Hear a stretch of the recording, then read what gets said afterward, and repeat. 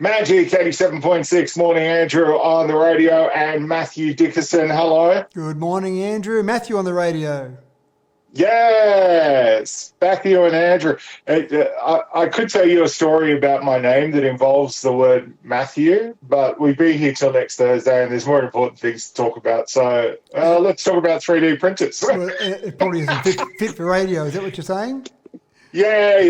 And it'll just confuse everyone. There's no point confusing anyone, so we'll just talk about 3D printers. Yeah, sure thing.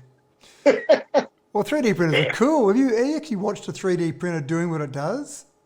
Well, I've seen friends of mine who've actually got 3D printers and they love them. Yeah, they are cool. And normally you see a bit of plastic fed in and they produce some nice little plastic trinket that just sit on the mantelpiece and say, look at that, I printed that with a 3D printer.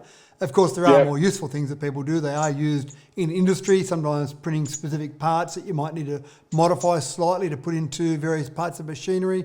But now they're at the point in Europe, they've printed the first ever two-storey house, which sounds incredible. And you think of maybe a Lego house or a plastic house, but this was 3D printed with cement, which just sounds unbelievable to me. But they had to build a 3D printer that was bigger than a two-storey house to start with, and then obviously feed the concrete in. And it basically laid out layer by layer of the walls. It was used for the external and internal walls, and basically layered all those walls layer by layer. It actually built like a sort of a gap between the two walls, and then had a small little brace, if you like, in between it, so they could build up layer by layer until they got to the point where they built a two-storey house.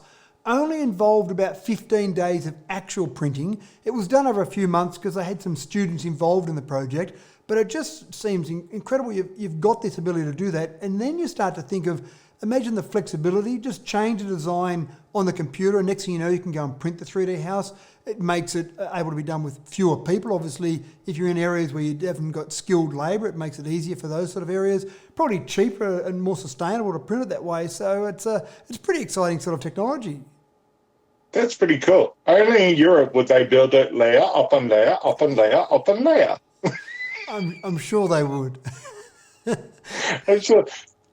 But that's heaps cool though. I mean, can you imagine, like, in developing countries and stuff, like how this could affect housing in third world countries and stuff? Like, if you could just do it like that. Yeah, I think you're spot on there. I think there's huge advantages in some countries where you haven't got the skills or the money to be able to do it. There's actually an area, a whole community in Mexico that's being 3D printed, where they're 3D printing single-storey houses, and they're doing that in a seismic zone, so an area that's hit with a lot of earthquakes. So they're building those houses cheaper, but in a way that's able to withstand earthquakes even better. So when you're trying to rebuild an area, having a quick way to build places is pretty important as well.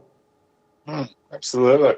Kind of makes me ponder why Lego hasn't built like a proper full-size house yet, and we could build our houses. But that's another story altogether. Whoa. If you go and search that, Andrew, there is someone who's built an entire house out of Lego. It didn't work very well. The house wasn't a great house. A bit hard to sit down in different areas because you've got all those little lumps of the Lego pieces there. But they actually built an entire house, totally impractical, but looked like a lot of fun. I'm going to spend hours Googling this now. That's right. Now, phones, they do a lot of great stuff, but apparently now they can warn you of an earthquake.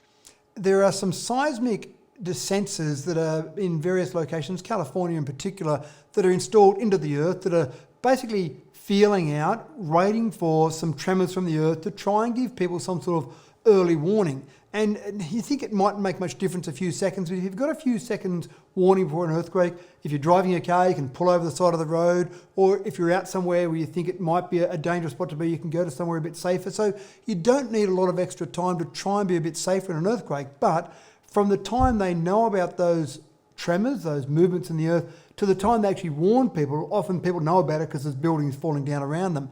But Google now believes they can use mobile phones in two ways. One way is that they've got accelerometers in them. So having phones, lots of phones around an area that are sitting on benches, sitting on desks, even on people's, in their pockets, that sort of thing, they can actually pick up the sense, and if they're seeing lots of these actual sensors moving, they know there's something happening, and then all phones that are running the Google operating system can be given that alert essentially immediately. So it might give you those precious few seconds you're looking for. one thing Google is really good at is taking lots of data, crunching the information and getting something useful out of it. So they believe that all this information from all these phones can be fed into their back-end algorithms and then come up with some alert information very early. So it sounds pretty exciting. There you go. At the end of the day, it's great that your phones can do all this great stuff. You know, the phone call is soon going to be obsolete, though.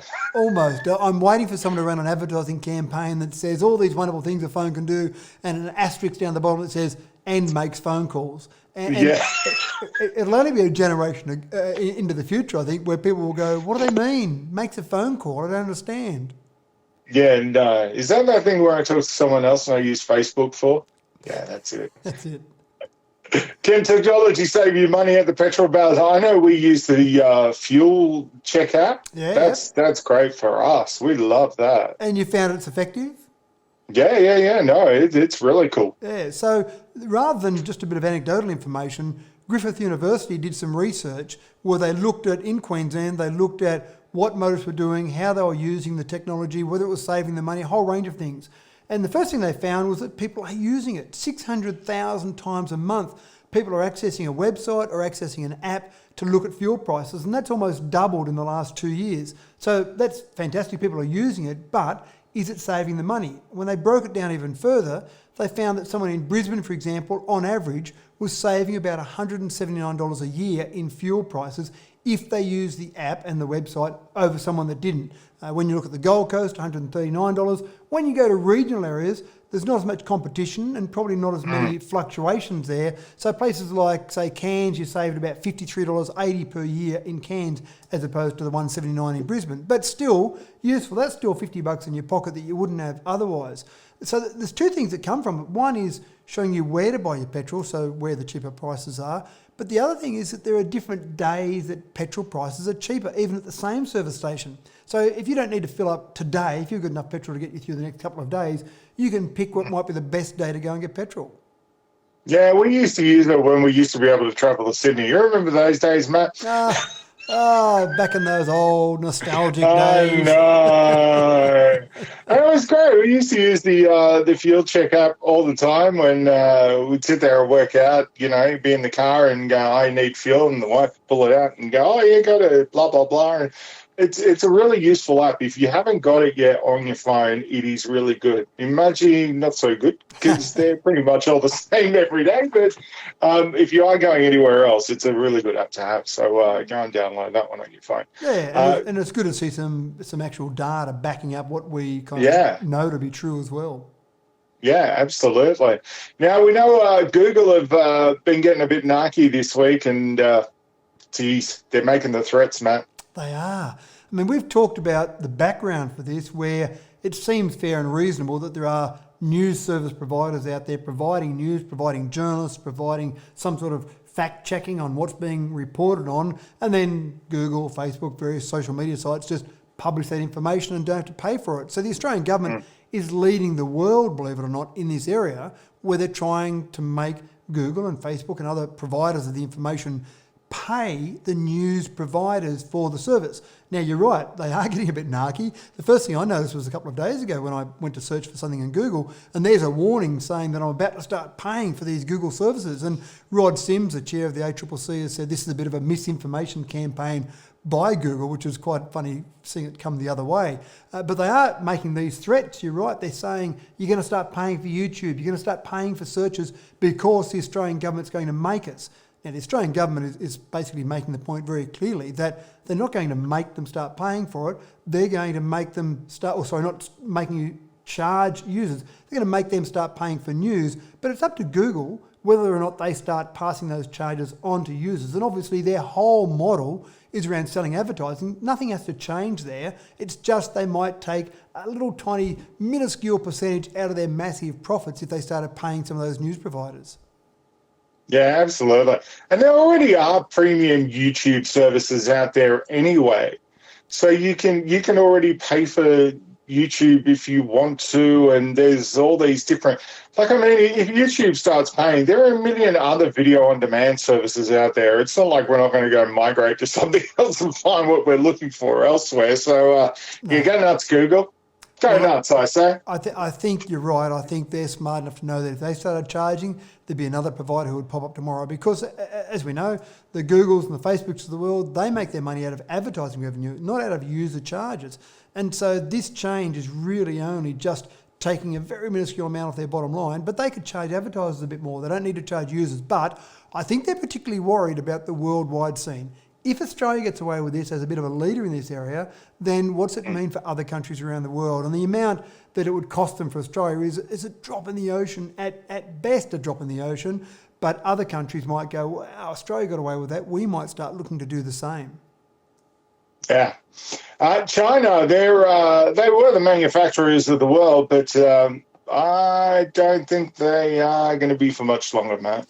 No, I think you're right. I think a combination of tariffs and maybe a bit of anti-Chinese sentiment around the world is meaning that the made in China sticker is maybe not something that lots of manufacturers or lots of companies want to have on their products. And China's been used, particular Foxconn is a huge company that manufactures for a whole range of different organisations around the world. When you see an Apple product or a Sony product, I mean, lots of these companies have got products that are manufactured by Foxconn, and Foxconn has made a specialty of manufacturing other companies' products. It's actually a Taiwanese company, but they found that the best place to get the labour forces and the infrastructure they needed was China. But they're starting to read the tea leaves as well, and they've started to move some of their products off Chinese shores. In fact, 30% of their manufacturing is now done off Chinese shores. India seems like a popular place to go at the moment. Even Vietnam is somewhere that some of these companies are going at the moment. So this is changing, and obviously other companies, and India as an example, they have a 20% tariff on products from Apple because they're not manufactured in India. And so that makes the iPhones a fairly unpopular product or nowhere near the same market share as, say, it is in Australia and India. And what Foxconn is doing is they're moving some manufacturing facilities there to get around that 20% import duty, which is smart from the Indian government because it gets more employment there in India, but also from Apple's perspective, I think you'll see the market share start to rise once you get a 20% cut in that price. Yeah.